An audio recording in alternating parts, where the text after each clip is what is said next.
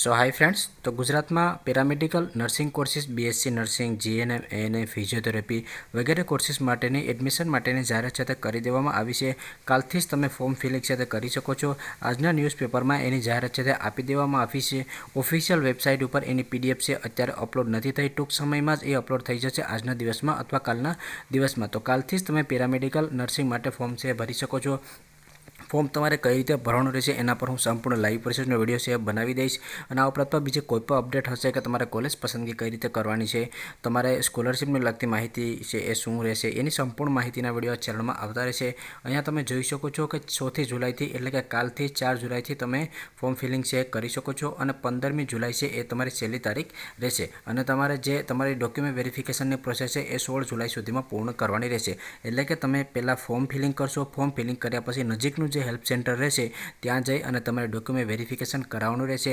નજીકના help centre ઉપર પણ હું વિડીયો બનાવી દઈશ। ફોર્મ ફિલિંગ તમારે કઈ રીતે કરવું જોઈએ એના પર પણ વિડીયો બનાવી દઈશ।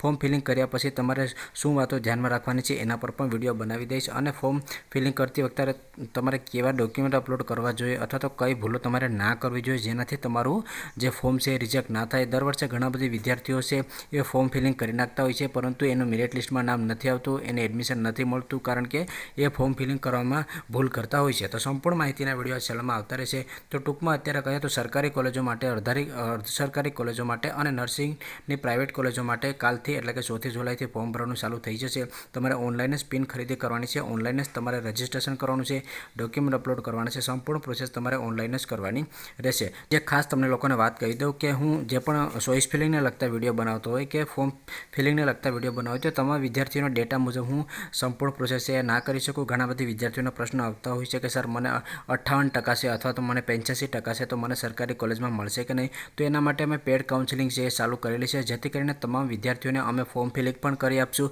અને તમારા રાઉન્ડને લગતી અપડેટ હોય, સ્કોલરશિપની અપડેટ હોય અથવા તો ચોઇસ ફિલિંગને લગતી અપડેટ હોય તો તમામ અપડેટ છે એ અમે તમને પર્સનલી આપશું, જેથી કરીને તમારા માર્ક્સ અનુસાર તમને સરકારી કોલેજ મળી રહે અથવા તો સારી એવી જે ઓછી ફી હોય અને સારી ખાનગી કોલેજ હોય એમાં તમને પ્રવેશ મળી શકે। એમાં સંપૂર્ણ પ્રોસેસ અમે તમને કરી આપશું, તમારે કાંઈ પણ પ્રકારની ચિંતા કરવાની જરૂર નથી।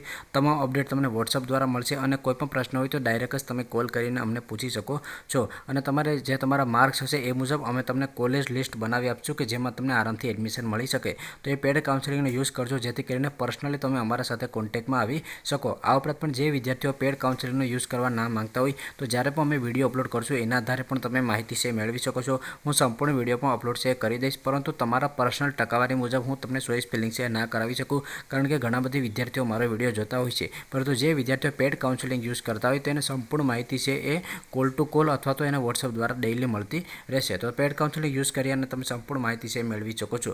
ટૂંકમાં કહું તો કાલથી આની ફોર્મ ભરવાની પ્રોસેસ ચાલુ થઈ જશે અને જ્યારથી ચાલુ થશે ત્યારથી લઈ અને કોલેજ મળે ત્યાં સુધીના સંપૂર્ણ વિડીયો ચેનલમાં આવતા રહેશે। ઇન્સ્ટાગ્રામ પેજમાં પણ હું સંપૂર્ણ અપડેટ છે તે આપતો રહીશ, વેબસાઇટમાં પણ અપડેટ આવતી રહેશે અને આ ઉપરાંત પણ પેડ કાઉન્સિલિંગ યુઝરને સંપૂર્ણ માહિતી છે એ કોલ ટુ કોલ મળતી રહેશે। તો જો તમને આ અપડેટ પસંદ આવી તો લાઇક કરજો અને ચેનલમાં નવા હોય તો ચેનલને સબસ્ક્રાઈબર કરવાનું ભૂલશો નહીં।